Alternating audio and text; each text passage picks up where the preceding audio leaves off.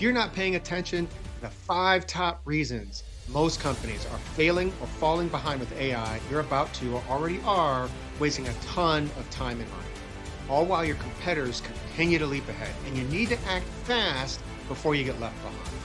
In this video, I'm going to show you why most businesses continue to fail with AI and how you can avoid those super costly mistakes. Stay tuned because we'll even share how to get access to our free proven blueprint to AI success at the end. Okay, let's start with a really easy but underappreciated reason why so many businesses are just failing with AI is they are focused on tools, flashy AI tools that they see on YouTube or Instagram, and they might be great tools, but how do they really know that it's good for them? Well, the truth is that they don't. You get one tool here, you get one tool there, you get one tool there, each doing its independent thing, but most of them don't really talk to each other, and you need an ultimate AI solution. We're going to get to that later on in the video. But in this instance, what you really need to do is you need to focus on end to end AI solutions that are tailored to your needs. Independent tools that don't talk to each other, don't integrate with each other, that don't integrate with your current tech stack. That is not the way to build a sustainable AI presence in your own business. The first thing you need to do is you need to identify your business challenges. If you don't know exactly what your business challenges are, there is no chance that you will be able to properly identify an AI solution set that will give you what you need. You need to have a problem statement. What's my problem statement? And understand what your overall objective is and have a tool that you can build on. But then you need to choose tools that actually address those problems, not everybody else's problems or what you saw online. You need a tool to invest or to address your own problem. You need to really work with a provider who understands your industry and can customize those AI solutions, right? You want someone that has a vested interest in your actual problem and what you're trying to solve, your long-term vision. What are some of the things you may want to add on to your tech stack? So think of it like this, like, would you take your car to a restaurant when it needs repair? Well, of course not. You wouldn't do that. You want to go to a place to get your tools where you know that the end result will give you all of the answers that you're actually going to need in your business. And the same goes for AI. Don't just pick up the shiny tools that you just saw online. You need to go to an expert who can create a solution that's designed for your business. Forget the tools.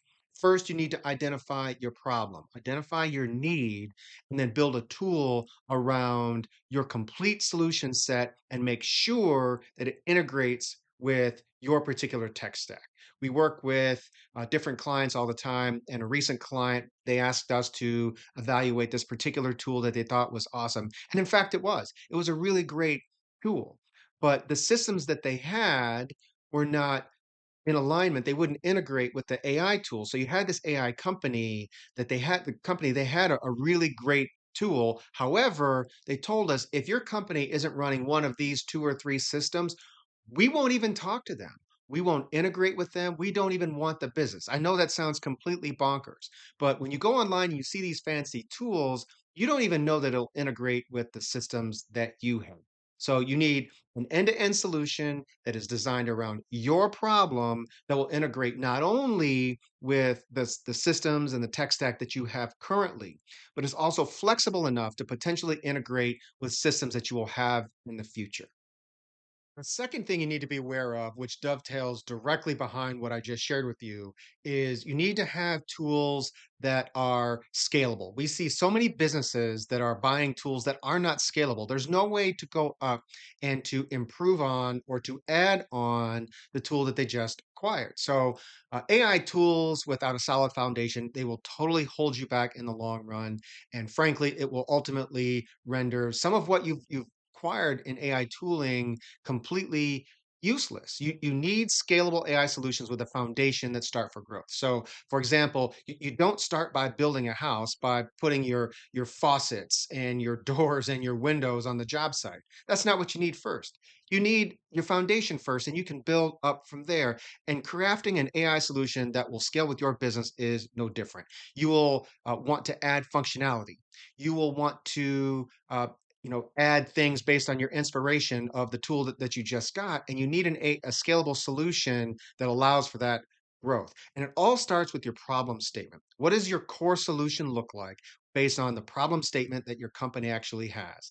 From there, you can actually build a system, acquire a system, whether it's custom or off the shelf, that is flexible enough to integrate additional tools as your business grows. So not only will you want it to integrate into the tech stack you already have, but you want it to be able to integrate potentially into other things. How open it is the API, is the connectivity.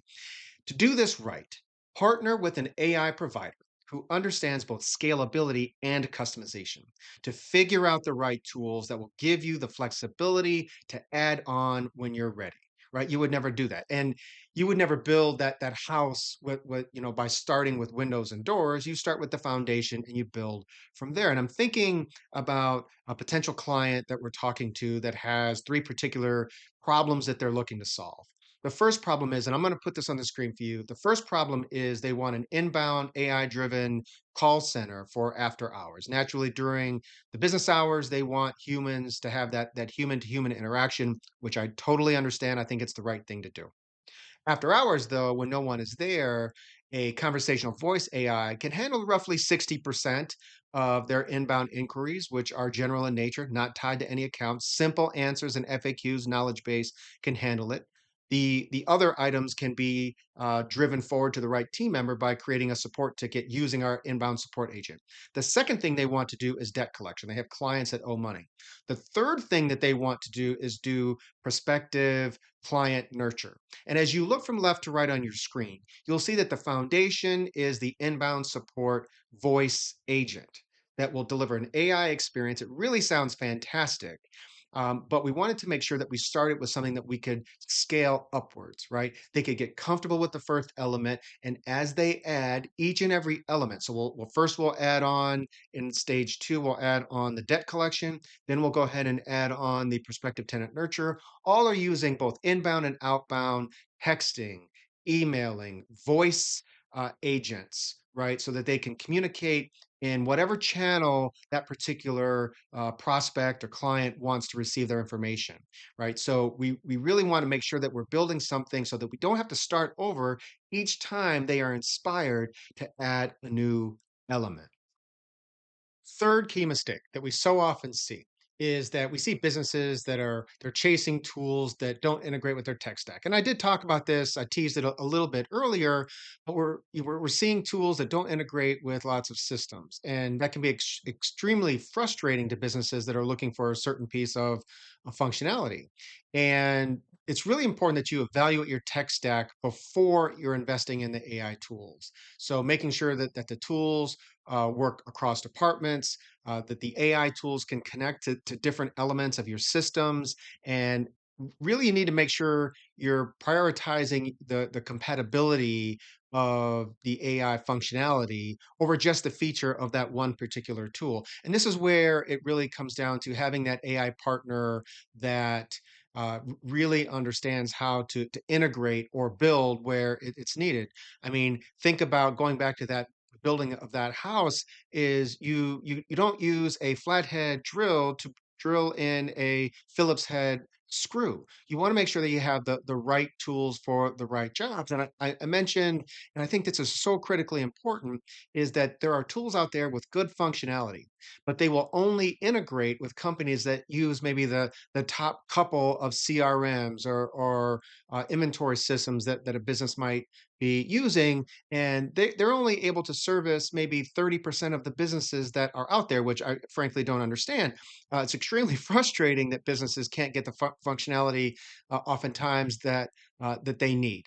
But it's really super important that you understand your tech stack and that you're chasing solutions that integrate with your tech stack. You don't want to spend, 10,000, 5,000, 20,000, and then not be able to integrate with a three or $400,000 tech stack. Incredibly important to make sure that you're choosing tools that are not only scalable, but they integrate with the systems that you have now. Everybody, I'm Todd and I'm with Talk Time AI. And in today's video, I'm showing you how to avoid the five most common mistakes that we see businesses making in their journey to become AI enabled. We want to help you get set up for the future of work and not have you just chasing the latest cool AI tool that may or may not for your long-term business objectives.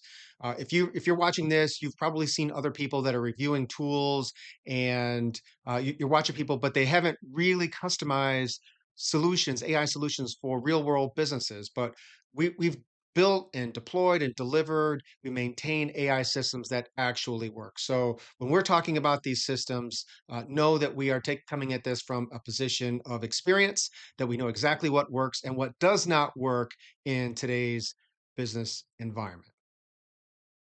The fourth mistake that I see people making when trying to figure out how to integrate AI into their businesses and ultimately causing frustration and failure is frankly the fear of the reaction of their own staff. They have no plan or idea on how to properly onboard AI into their systems and integrate their staff into that journey. So that organizational resistance to AI is one of the biggest obstacles to success, and I hear this over and over and over and over. If you're doing this independently, the biggest way to avoid this problem is you have to create a clear strategy to bring your staff on board. And you do that early on. You involve your staff early in the process, showing them how AI will support them, how it will empower them, supercharge them, and even elevate their career status. You need to provide some level of training to empower your team. When we integrate into businesses, this is exactly what we do. We enable the business and the team members. We're setting clear goals that benefit both the business and the individual roles. We really make sure to show the team members that AI is there to help them, to empower them, to supercharge them, and even create job opportunities that maybe they didn't even know that they had. So you're taking people that maybe currently they do data entry, and now they're becoming more of a data analyst. You're analyzing trends, and that's the actionable data that's truly beneficial to businesses. Is not just to get the data in the system because that's wrought with error, but if you can analyze insights that AI is providing based on the data that went into the system, that's infinitely more valuable. And we spend a lot of time with the businesses that we serve, making sure that the team members actually know, hey, this is here to help you. It will make your business, your job easier and help you grow as an employee, and it'll level up your skill set so that you can actually advance your career, whether at this company or another. But the businesses, they ultimately understand that. They have people that are more valuable and make a bigger impact to their own bottom line when their team members are more empowered and more bought in to the system that you're getting. It's an inherent human nature for if you're an employee at a company, if you see that the business is investing in you, investing in your success, then you are inherently going to perform better. You're going to repay, you're going to pay it forward by giving the very best that you have. So empower your team, show them how the AI will really level up their skill sets, and they'll pay that back to you in spades.